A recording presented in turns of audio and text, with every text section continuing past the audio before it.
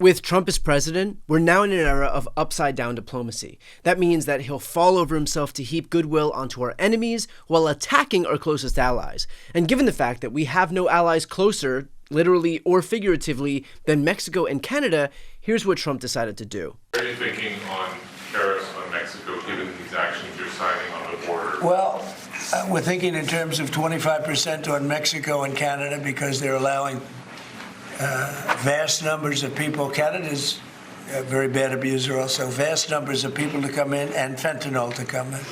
When do you think you would enact those? I think February 1st. Are you planning on giving notice of that? I think we'll do it February 1st.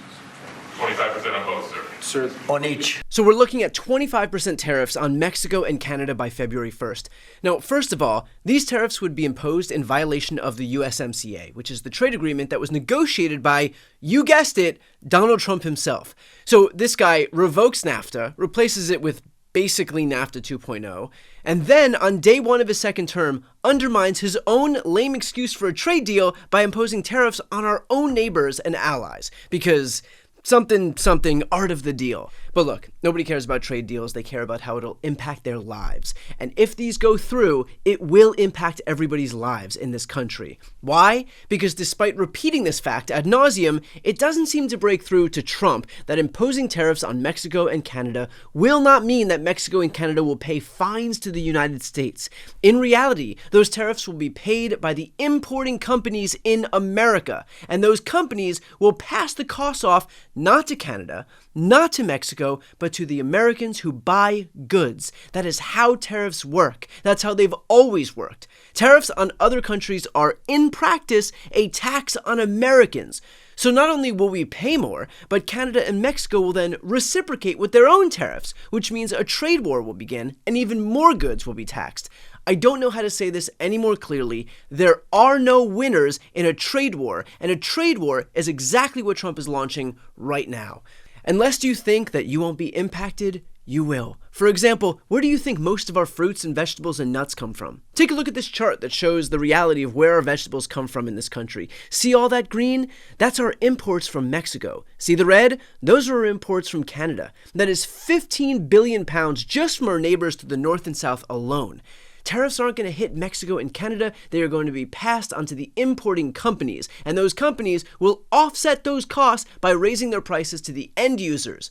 We are the end users. And it's not just food. Expect gas prices to surge in the Midwest when a 25% tariff is slapped onto Canadian oil supplies. According to Patrick DeHaan, the country's best-known gas analyst, refiners in the Great Lakes, Rockies, and Midwest rely on Canadian heavy crude oil for feedstock to refine. If these millions of barrels are tariffed at 25%, that's going to basically mandate refiners pay a lot more for feed. Guess who pays? End users, consumers. And that's if Canada doesn't respond by cutting oil exports to the US, which is definitely possible if both countries insist on a back and forth of shooting themselves in the foot. In other words, Trump may not only be spiking prices for American consumers, but this could be just the beginning of what may certainly amount to a bruising trade war for the US. And for anybody who thinks that Trump couldn't possibly saddle us with a trade war, not Donald Trump, might I remind you that he already did it with China in 2018. According to the Tax Foundation, the Trump administration imposed nearly $80 billion worth of new taxes on Americans by levying tariffs on thousands of products valued at approximately $380 billion in 2018 and 2019, amounting to one of the largest tax increases in decades. Aside from fuels, take a look at this chart to see what the U.S. imports from Canada. Cars, tractors, trucks and parts, machinery and appliances, aluminum, iron, steel, wood, plastics, paper, pharmaceuticals, fertilizers. Or how about this chart to see what the U.S. imports from Mexico? Machinery and mechanical appliances, electronics, cars, tractors, trucks, parts, film equipment, beverages and alcohol, iron, steel, plastics, furniture, bedding, lamps. We are about to get the world's most expensive lesson in what tariffs do to the cost of everyday goods. And if you need a more digestible explanation of tariffs, here is a viral video of my friend David Pakman breaking it down. The tariffs are paid by the company that does the importing.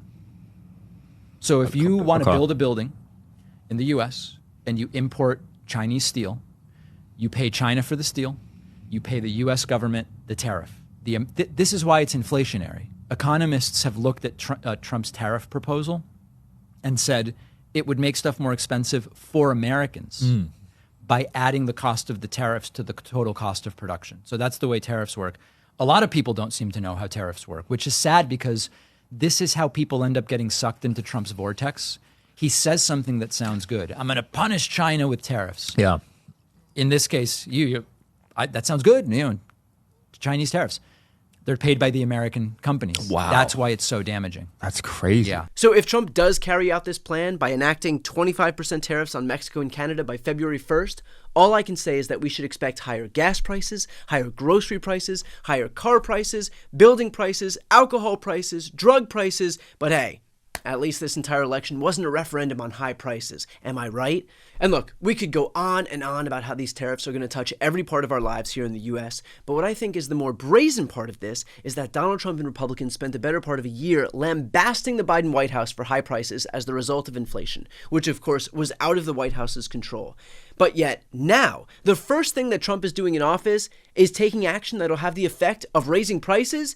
So either the guy truly does not have one single person in his orbit who understands the consequences of tariffs and their impact on consumers in the United States, or he never actually cared about lowering costs and he just attacks the Democrats on issues that he recognizes are potent while being fully willing to exact even more pain on the country for the very thing he accused the left of doing.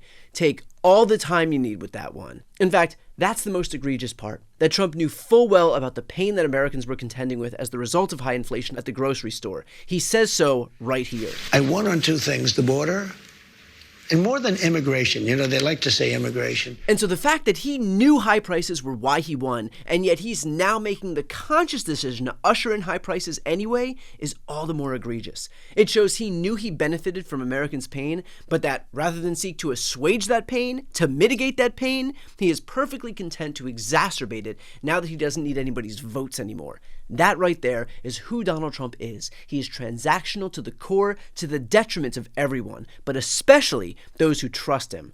All of which is to say, for the umpteenth time, that trade wars have no winners. There is a reason that diplomacy is a better tool than entering office like an unhinged toddler waging economic war on your allies. Keep in mind, these aren't even our enemies, they're our allies. So Trump can parrot America first until he's blue in the face, but we live in a global economy. We rely on other countries to keep our economy running, and we're better off cooperating with them than we are declaring war on them. And that should be a basic concept that even a child could understand. And yet the fact that Donald Trump doesn't really does tell you everything you need to know. Before you go, just a quick note, if you'd like to see more of my content, which is always free of advertising, sponsorships, and paywalls, please make sure to subscribe to this channel using the subscribe button right here on the screen. And if you'd like to support my work even further, you can grab a copy of my instant #1 New York Times selling book, Shameless, available for sale right now. That link is also on the screen. Thanks so much for watching.